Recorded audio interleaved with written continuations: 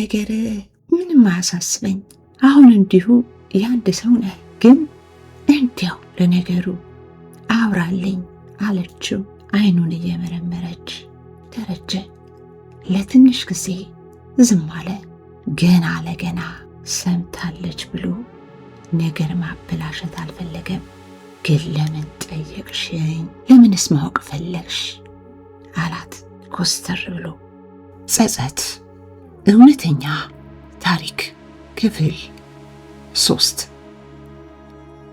ጸሐፊ ግርማ ዘገየ። ታሪኩን የምተርክላችሁ ቤተልሔም ሰለሞን ነኝ። እውነተኛ የህይወት ታሪክ በ90ዎቹ በአሜሪካን ሀገር የተከሰተ እውነተኛ የህይወት ታሪክ። ናፍቆት ሚዲያ የተለያዩ እውነተኛና አስተማሪ ታሪኮች የሚቀርብበት ናፍቆት ሚዲያ። አይተው ሲጨርሱ ለሌላው እንዲደርስ ሰብስክራይብ፣ ላይክ፣ ሼር ማድረግዎን አይዘንጉ። ናፍቆት ሚዲያ።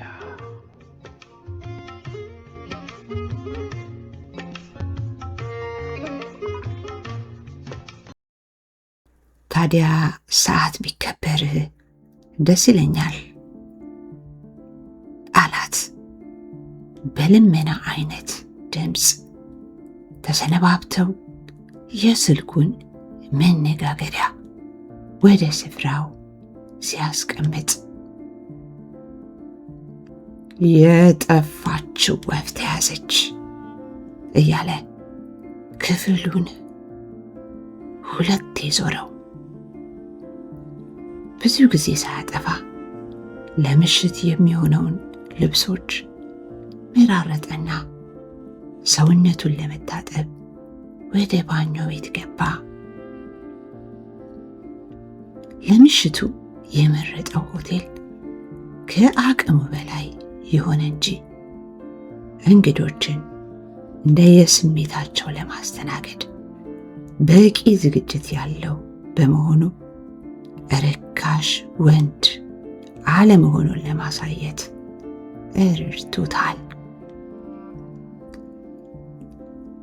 በዚህ ምሽት ማርታና ደረጀ ብዙ ተጨቃጭቀዋል። እንደማታውቀው ሰው ሳይሆን እንደለመደችው ጓደኛ ዘና ብላ ነው ያመሸችው። እሱም በተቻለ ያለፈ ታሪኩን ለሷ እንደሚስማማና እንዳያስገምተው አድርጎ አጫውቷታል። እሷ ግን ብዙ አላወራችም። ውስጡን የምትመረምረው ይመስል ትክ ብላ እያየችው ነው ያዳመጠችው። ለምን ቤቴን አታየውም አላት። ምሽቱ በመግፋቱ ሰዓቱን እየተመለከተ አይ ዛሬ እንኳን አይደለም፣ ባይሆን ለሌላ ጊዜ አየዋለሁ። አሁን መሽቷል፣ ቤት አድርሰኝ፣ ጓደኞቼም ይሰጋሉ አለችው። በግትርነት ለማግባባት አልከጀለም። ችኩልና ሰፍሳፋ መሆኑ የወደፊት እቅዱን ስለሚያበላሽበት ካልመሰለሽ ይሆን አላትና የምትኖርበት ሰፈር አድርሷት ተሰነባብተው ተለያዩ።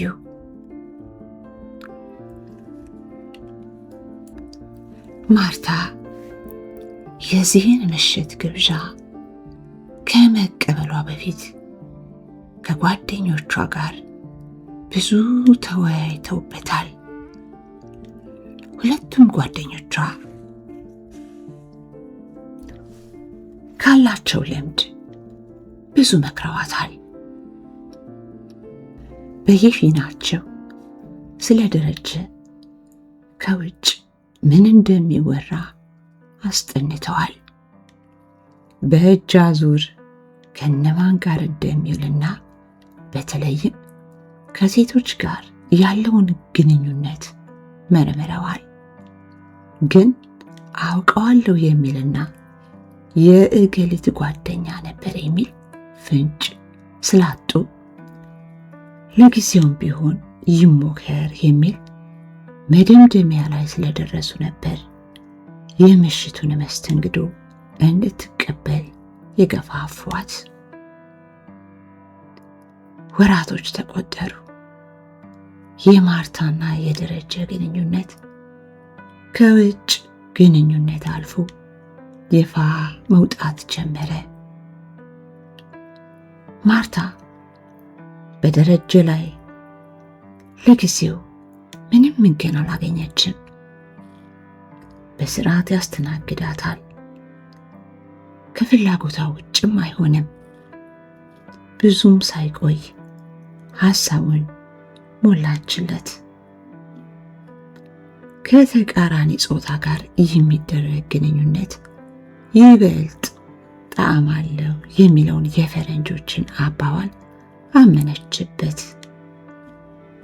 አዘውትራ እሱ ቤት ስለምታሳልፍ መቀራረባቸው ይበልጥ እየጠነከረ መጣ።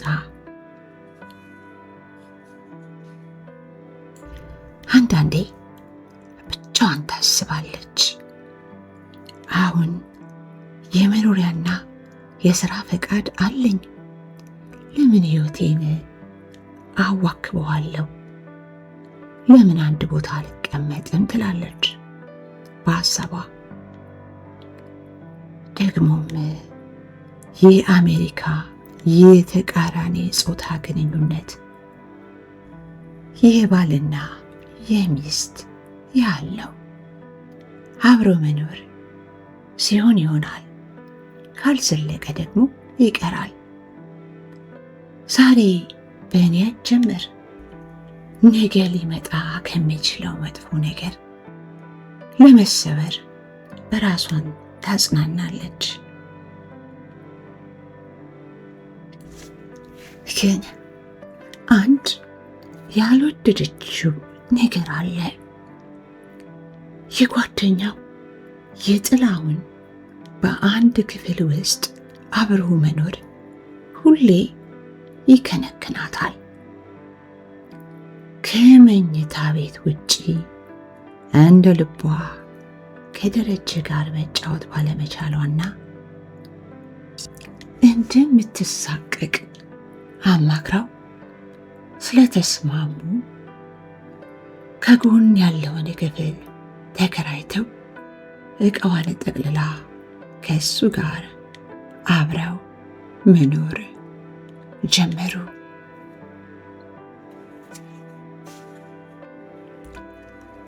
ደረጀ ጓደኛው ጥላሁንን በመለየቱ ለጊዜው ቅር ቢለውም አንድ ቀን ይህ እንደሚሆን ሁለቱም ስለሚያውቁ ብዙም አላሳሰባቸውም። ያው ግድግዳ ለሚለየው ክፍል። ማርታ ጓደኞቿን አበበችና ሶስናን የምታገኛቸው በስልክና አልፎ አልፎ በቀጠሮ ሲሆን ቀሪው ጊዜዋን የምታሳልፈው በስራዋና ለወደፊት ተስፋ በጣለችበት ቤቷ ሆነ።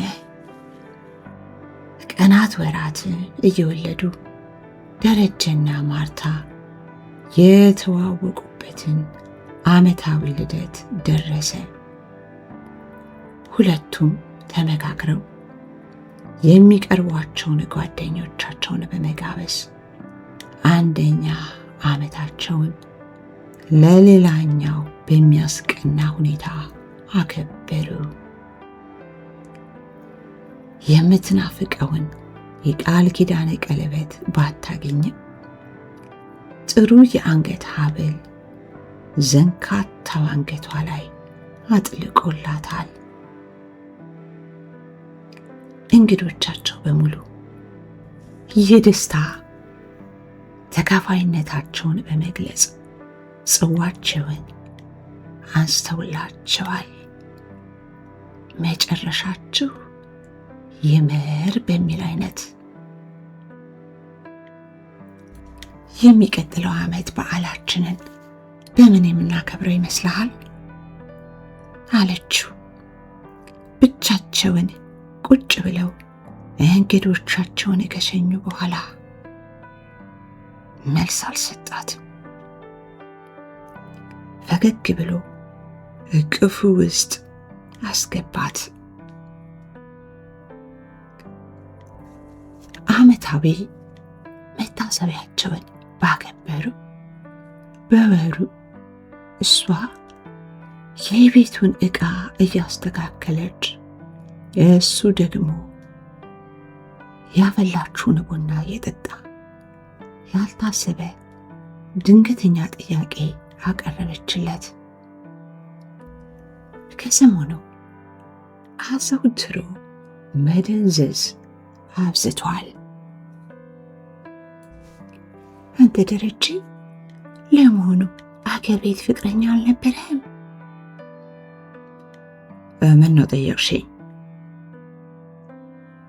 ልቡ ከመጠን በላይ ሲነጥር ተሰማው። እንደ ዋፌ ላይ መጣ። እኔ እንጃ፣ ግን እውነት አልነበረም? የሰማሽው ነገር ካለ ንገረኝ። ምን ዳር ዳር ትያለሽ? ከሁለት ቀን በፊት ከሀገር ቤት የተጻፈ ደብዳቤ ከጥላሁን ተቀብሏል። ላለፈ ነገር ምንም አያሳስበኝ። አሁን እንዲሁ የአንድ ሰው ነህ፣ ግን እንዲያው ለነገሩ አውራልኝ አለችው አይኑን እየመረመረች። ደረጀ ለትንሽ ጊዜ ዝም አለ። ገና ለገና ሰምታለች ብሎ ነገር ማበላሸት አልፈለገም። ግን ለምን ጠየቅሽኝ? ለምንስ ማወቅ ፈለግሽ? አላት ኮስተር ብሎ። ለወትሮ ትንሽ ቆጣ ካለ የጀመረችውን ነገር ስለምትተው ዛሬም እሺ ይቅር ተወው እንድትለው ፈልጎ ነበር። እሷ ግን የእሱን ልብ ያነበበች ይመስል በጅምሯ ገፋችበት። እኔስ የጠየቅኩህ እንደኔ ትወድህ እንደሆነ ለማወቅ ብዬ ነው አለችው እንዳያመር ፈርታ። ደረጀ ፍርሃት አለው። ገነት በላከችው ደብዳቤ ውስጥ በመጨረሻው መስመር ላይ ያሰፈረችውን ቃል ደጋግሞ በአይምሮ ተመላለሰበት። በላክልኝ የግብዣ ወረቀት በብዙ ውጣ ውረድና ከ2 ዓመት ድካም በኋላ ቪዛዬን አግኝቻለሁ። በቅርብ ስለምመጣ የመድረሻዬን ሰዓት እንድትቀበለኝ እናቴ ስልክ ትደውልልሃለች። እስካሁንም የቆየሁት ዘመድ ለመሰናበትና ላንተ የምስራቹን እስከነግረ ነበር። ጸሎታችን ሰምሯል። ጭንቅላቱን ግራና ቀኝ በጣም አወሳወሰው ሐሳቡን ለመበተን። ላለፈ ታሪክ ምን አስጨነቀሽ? እሷ እንደሆን ተረስታለች አላት በሆዱ እያጉረመረመ። እሺ ስሟ ማን ነው? የለበጥ አይነት ጥያቄ አስከተለች። ለእኔም ስሟ ጠፍቶኛል። አታሹፍ፣ ስሟ እንዴት ይጠፋብሃል? ጊዜው በጣም ሩቅ ስለሆነም ነዋ። ግን ልታስመጣት ቃል ገብተህላት ነበር? እያመነታሽ ጠየቀችው።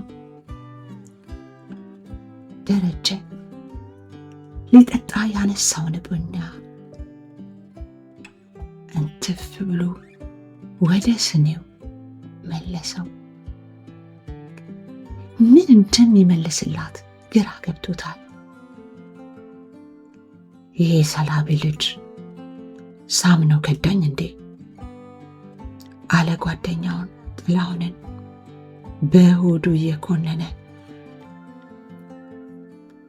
ጸሎታችን ሰምሯል የሚለው የገነት ደብዳቤ ደጋግሞ አንጎሉ ላይ ነጠረበት። አንቺ ምነው እንዲህ አስጨነቀሽ? አላት።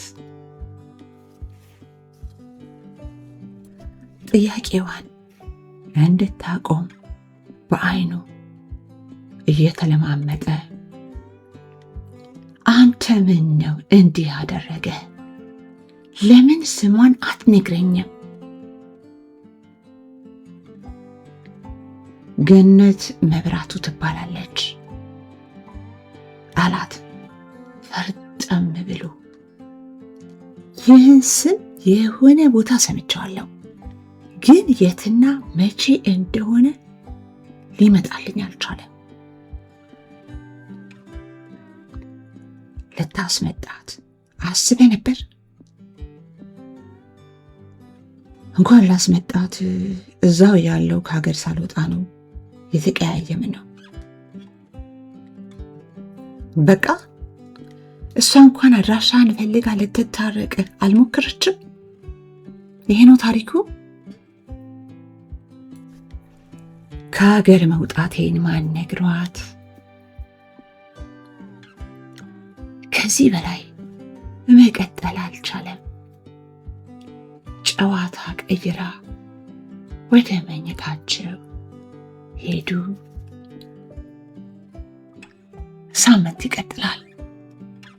ፕሮግራማችንን ሰብስክራይብ፣ ላይክ፣ ሼር ማድረግዎን አይዘንጉ።